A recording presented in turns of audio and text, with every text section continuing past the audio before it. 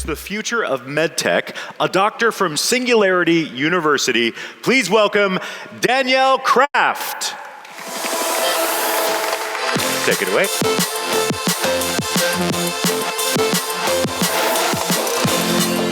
All right. Good morning. Good morning. Great to be back here in Vienna. I was lucky to be here for Pioneers 2012, and a lot's happened in the last few years. I actually have Austrian roots. My grandmother grew up in Salzburg. There's my family back in 1910, my grandmother there on the right.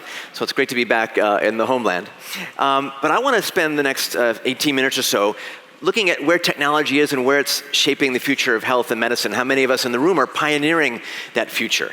And the future is coming sometimes in interesting ways. The future of the hospital may not be the hospital. We're going to get more and more care in virtualized ways. We still have a challenge, though, because a lot of the way we experience medicine is still stuck in the past, still maybe in the second or third industrial age.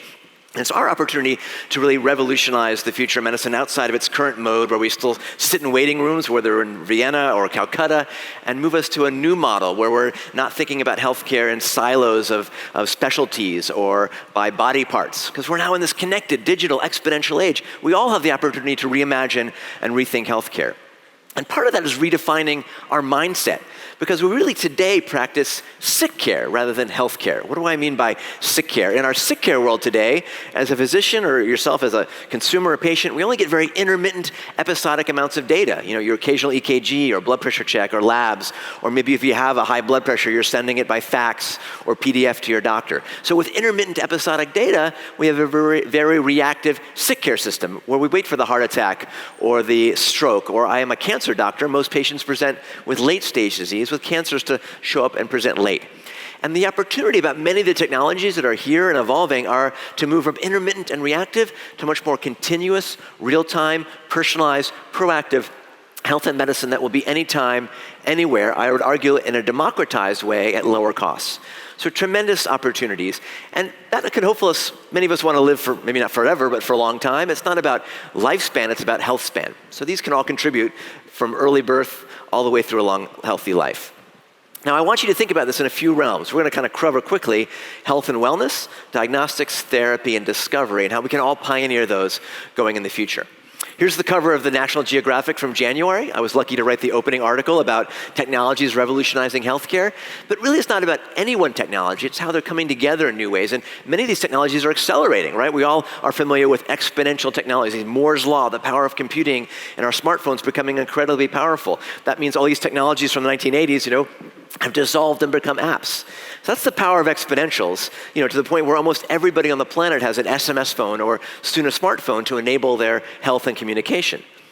And it was only just 12 years ago that the smartphone really came out, or Twitter launched, or Airbnb was still a mattress company. A lot's happened just in the last decade. A lot's going to accelerate in the next few years. And part of that is each of us is the empowered consumer. Today on our smartphones in our pocket, we can compare one hospital to another. You can compare surgeons in single hospitals and their complication rates.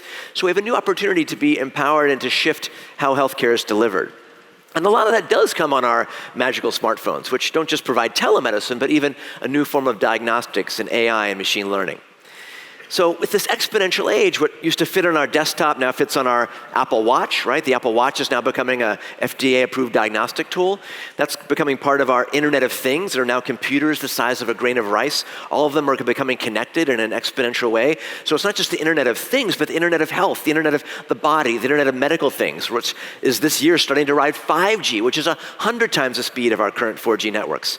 So tremendous opportunities. Just last month, the first 5G surgery was done in China, 2,000 miles apart. So you need to be thinking exponentially if we're going to rethink and reimagine healthcare. And how do we take now these new exponential data sets that are often siloed and don't talk to each other and connect them together so we can not just have data, but actionable information you can use as a consumer, an entrepreneur, a doctor, a healthcare system, and to speed up going from data to information to knowledge to something that we use, again, proactively outside and inside the four walls of the clinic. Now, technology, of course, is important, but technology is only a part of the equation. We have to understand incentives. Incentives in healthcare are often misaligned. We're often paid to do sick care, to take care of patients after they have chronic or acute disease. We are starting to see the shift to value-based care, to paying for prevention and wellness. We're starting to pay for bringing healthcare from the hospital to the home, to our phone, to even inside our bodies. So along with technology, we have to align the incentives, how we pay for and regulate things. And that means the incentives are increasingly to get care at your corner pharmacy, your Walgreens, your Boots. The incentives are to connect the dots. It's often called digital health or mobile health or connected health. Soon I think we'll just call it health. But it does give us this new way to take this information and make it real time and hopefully useful for all of us. Now, I don't want you just to be thinking about digital and Moore's Law.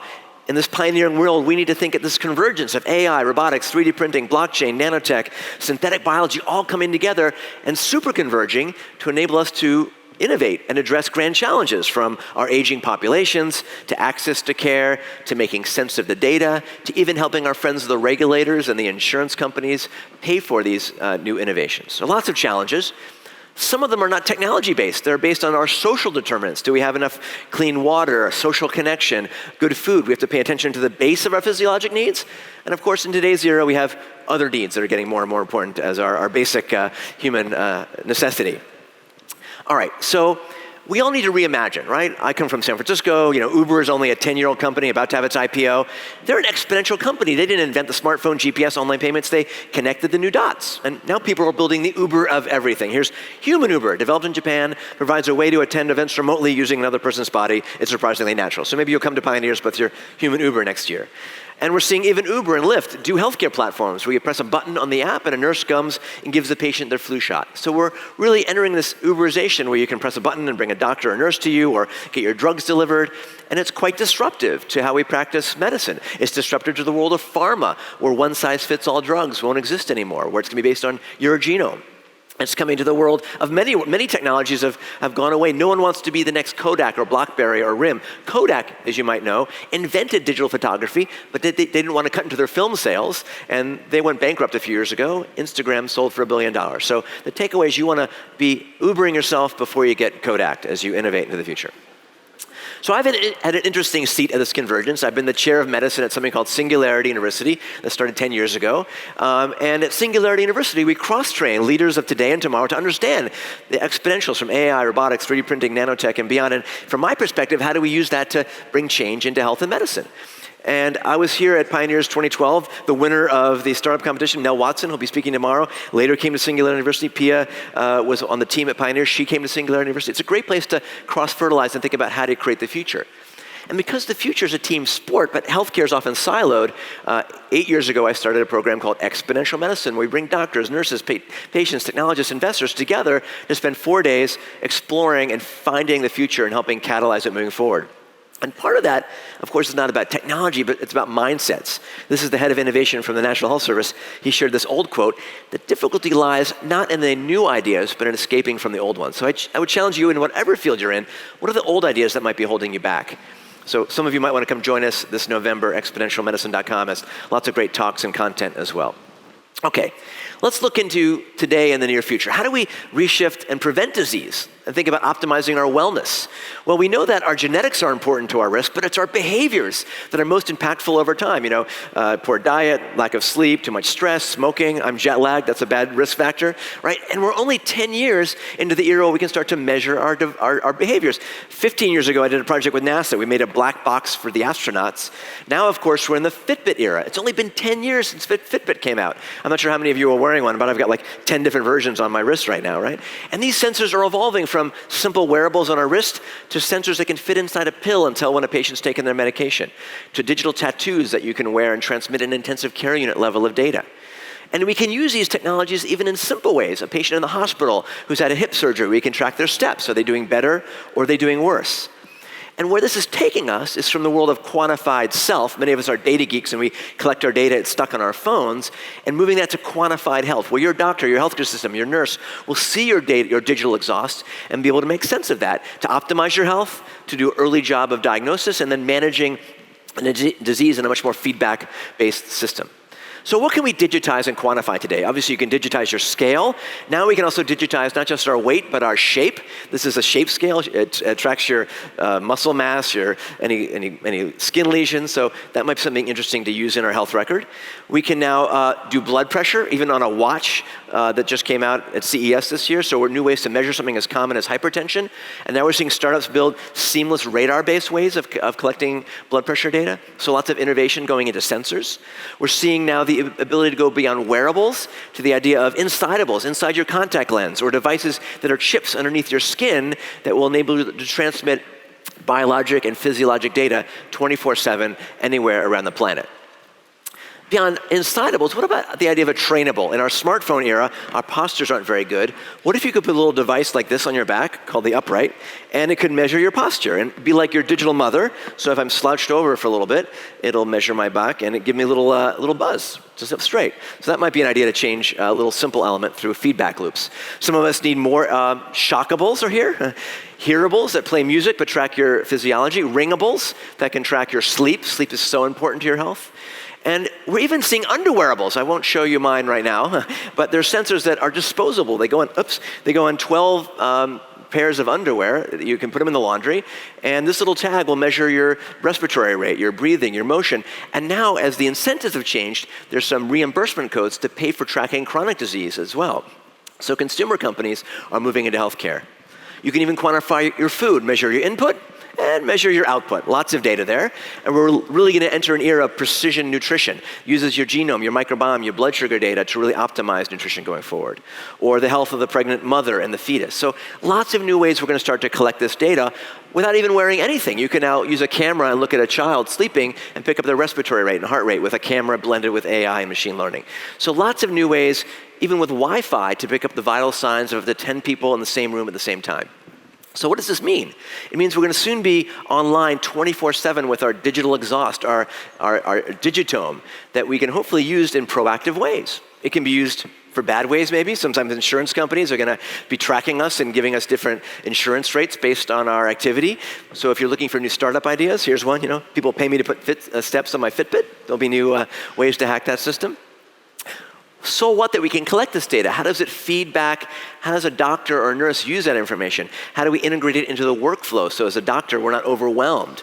So lots of challenges with design thinking and integrating this information so each of us as individuals and consumers can be empowered to own our health data, to share our data, and to make sense of it. And we're just in the early era of starting to make sense of that. Google Health, Verily, is doing the baseline trial, 10,000 volunteers sharing their digital exhaust and their genomics and their medical information. And that will take us hopefully to an era where we can have predictalytics. I will see a patient on my dashboard, I'll have their health score, and it might be like our modern cars. Modern cars have 400 sensors. You don't care about any one sensor, you care about when your check engine light goes on. So the sensors are going to become cheap. It's the software layers that are going to make sense of it that will be powerful. And hopefully we can use that information to leverage behavior change, to have personal coaches that interact with us, that are sort of AI chatbots that feel and interact with our own personality type.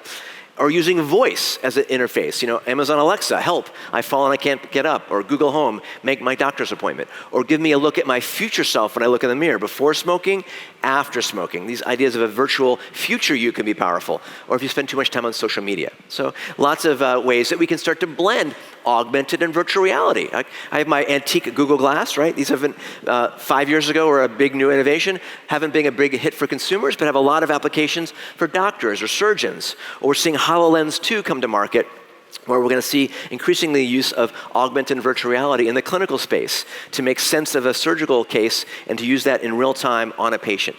So VR and AR is getting important, even for educating patients. You can put on this AR shirt and teach a child about their basic anatomy or basic physiology. Even my son Leo at 3 years of age knows his basic anatomy with this VR shirt. So lots of opportunity there, including to change our physiology and behaviors. I spent time in the Air National Guard as a flight surgeon taking care of fighter pilots.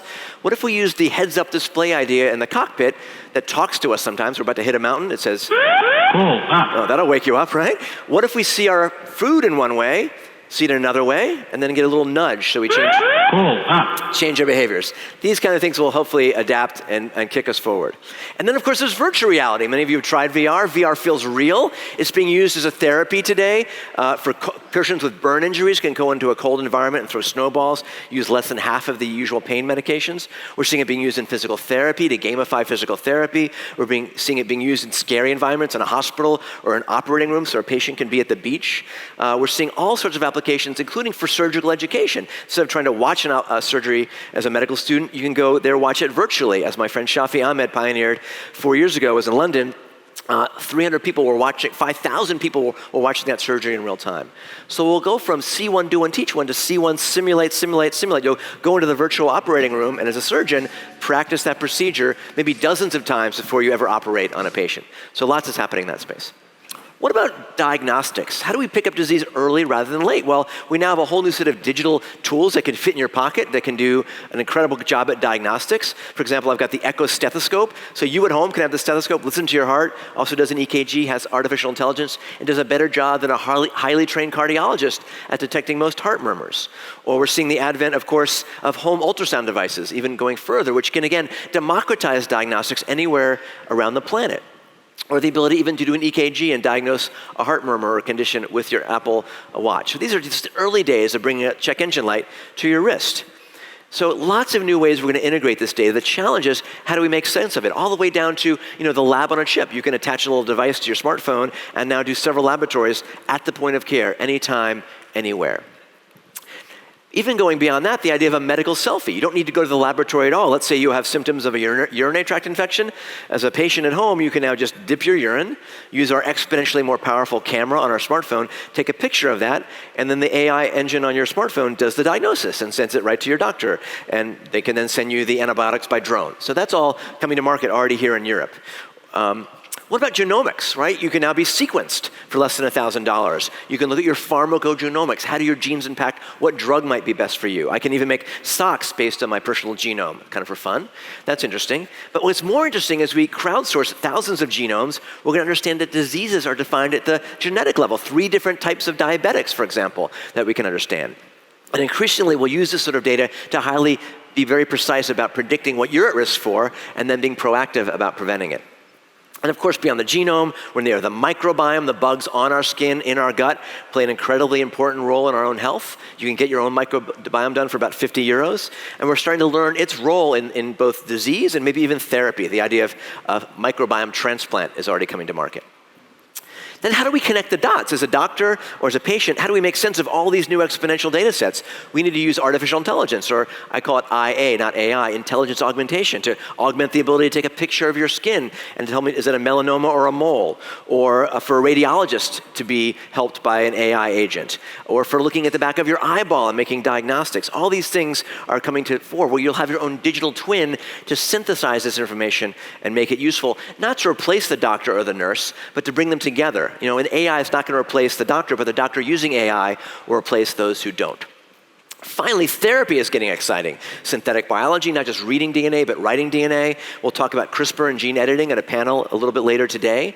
We're seeing the ability to use brain-computer interfaces that are consumer-based to measure your brain and optimize meditation to treat anxiety or depression, or video games for the brain that are going through the FDA. So whole new ways of therapy are moving forward in this new era. All the way to telemedicine, how we interact with our doctor in space or beyond or through chatbots are all here today. Digiceuticals, prescribable apps, like one that I discovered here, My Sugar, already bought by Roche, was one of the winning companies at Pioneers 2011, is making a real change in how we treat diabetics. And because there's so much in the digital health space, I've just launched a new site, digital.health, as a platform to find and prescribe these. Last example would be, how do we take all these technologies and integrate personalization, 3D printing? There'll be a talk after me on biologic 3D printing, but now we can 3D print medical devices, even on the space station, to treat an astronaut, or to address challenges of taking your medications. My new startup, called IntelliMedicine, is 3D printing your own personalized pills. So instead of taking 3 pills or 5, you could print 1 pill with your drugs in the doses that match you, and even print that every morning at home eventually, optimized based on your data. So I think the future of medicine will be personalized, real-time, and reactive. And my TED Talk has a lot more detail on that technology if you're interested. So to close, we can all play a role in being pioneers and reshaping healthcare. You can now download a clinical trial and be part of a trial that's done around the planet. We can think about clinical trials and the future of medicine just like we think about our driving apps. 10 years ago, we couldn't have imagined how we drive today with Google Maps and Waze. Now we couldn't get around without them. What if we built a Google Map or a Waze for Health and we're all donating our data and not just being organ donors and blood donors, but data donors? So with that mindset, I encourage you all to think exponentially, think convergently, this overlap of AI, robotics, 3D printing, nanotech, all these things are coming together to help us reimagine healthcare. I want you not to be thinking about 2019, but thinking about where the puck will be, like Wayne Gretzky, the hockey player, skate to where the puck will be as you're doing innovations and entrepreneurship around the planet. And if we have that mindset, we can all be pioneering the future. Take exponential steps, not linear ones. The future's already here, just not evenly distributed. And it's up to all of us together to come together, not to predict the future, but to create the future of health and medicine. So with that, thanks very much. Thank you very much, Daniel. That was fascinating. So I wanted to ask you a question about people or companies from non-traditionally medicine-related fields getting into healthcare. Right, that's, I think, the most exciting innovations are coming from not doctors and nurses and biotech folks, but folks who build gaming apps and AI and sensors and come from entirely different fields who see a medical problem maybe in their lives or their grandmother, and I want to solve that. The challenge is those entrepreneurs need to work with doctors and nurses and patients to help really create a solution that's going to work. But I would encourage all of you, most of you are outside of healthcare, to think about how you can become entrepreneurs in the health space, whether it's prevention, diagnostics, or therapy. It's an incredibly exciting time. Fantastic. Now, we do have a question from the audience. Okay. Anonymous wants to know, why do you wear 3 watches? I don't usually wear 3 watches. This is a bit of a demo, but it doesn't matter which one you wear. A lot of them can track your steps, your sleep, give you interesting insights. If you see that you're only getting 6 hours of sleep a night, maybe you want to get to bed a little earlier. Let's say you're noticing you're only doing 5,000 steps a day. That can nudge you to optimizing your activity. Sleep, sitting is the new smoking. Yeah. So sometimes simple wearables, you don't need to have the most fancy one, can give you insights. And now we can start to connect those dots back to your healthcare team, and they can use that to do digital nudges and change behavior, which again, don't wait to get disease. Use these sort of tools today to empower yourself and your healthcare team to use data and new feedback loops to reshape healthcare. Yeah, it is amazing how a virtual little award that appears on my phone is actually legitimately motivating. Yeah, and it needs to be designed to you. Different ages, cultures, language. A millennial is different than a baby boomer in how they interact with health data. We need to build not just precision the drugs and devices, but user interfaces and different incentives so that these can be really optimized and match you. Okay, fantastic. We got another question. Are we losing our human skills at diagnostics? Yeah, I think it's super important as doctors, nurses, and beyond to really still use the human touch. That's actually very therapeutic. Yes. But we can still use some of these new tools to augment our diagnostics. The pocket ultrasound is incredible technology coming together. So I think blending the two together, not letting one replace the other, keeping the human element in the loop, and hopefully these technologies can get a bit out of the way. Some of these have caused stress and burnout for doctors. We're spending twice as much time typing medical records. We need smart design thinking and technology to kind of interface and do what humans do well, so I can spend time talking to you and not spending time just typing in notes. Yes. Yeah, that seems really important. So the human touch is key. Yeah, no one wants to walk into a white cubicle and have, a non-human tell them what's wrong with them. Exactly. You just kind of want someone to look you in the eye and tell you what's up. It's not either or. In China today, there's an app called Good Doctor with already over 200 million Chinese using this app who didn't have access to doctors at all. So things like chatbots can be part of your care, help you triage, and then flow that data to your doctor when you see them on your smartphone or in person to build a better system that's connected, not just when you're in the clinic itself. Wow. Why is it bad to talk to a non-human doctor? Why? Pioneerbot wants to know, why is it even necessary to talk to a human robot? They think he's offended. I think we'll soon be talking mostly to the robot as a start place. It'll know you, it'll know me, it'll know my genetics. When you ask a question to your smart robot doc, it's going to put that in context and will be part of the future of healthcare, but not the only part. We need to blend these things together. It's about partnering and converging technology with human skills, not either or. All right, well, fantastic. I think everyone will want to have a nice doctor like you alongside of AI in the future. So another round of applause for Daniel. Thank you so much.